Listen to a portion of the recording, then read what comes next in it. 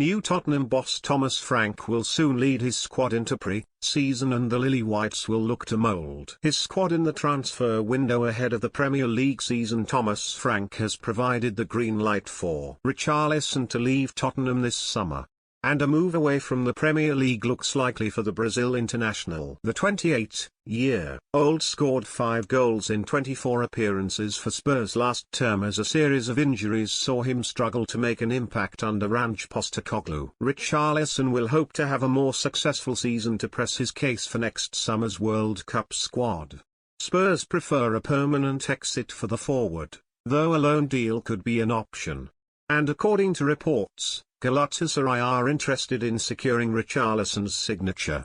The Turkish Super League side want to turn Victor Osimhen's loan move into a permanent one after his successful season in Istanbul, but it appears a deal will be difficult. The Nigeria international has been linked to the likes of Manchester United as Napoli look to facilitate his exit. Richarlison could emerge as a likely candidate to land at Galatasaray as a result as they attempt to retain their title. It would also provide the former Watford star with Champions League football. It is claimed that David Moyes has rejected the opportunity to do a deal for Richarlison, and Everton are not interested in a return to Merseyside for the Spurs ace. Instead they have Callum Wilson, who has seen his Newcastle deal expire, on their radar to replace Dominic Calvert-Lewin. Richarlison's potential exit comes as Tottenham look to strengthen their attacking options. The North London have already seen Brentford's Brian Mouma declare his preference to move to Manchester United despite the Lilywhites making a bid. United have already seen 2 offers rejected however, and Brentford chief Phil Giles has said Mouma will only leave the club should the Bees' asking price be met. Speaking to Sky Sports, he said, "There's significant interest in Brian.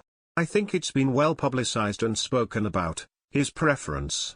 I think from what I understand he's also, if needs be, happy to stay at Brentford next year as well. Let's see on that. I think our position is that he had an unbelievable season last season, we expected interest in him. If that deal's right, Terry's a deal to do, if not then he stays. We've spoken to Brian and his representatives. It's not a given that he's going to depart this summer. There is interest. He had a great season last season, so it's inevitable Terry's going to be interested in him.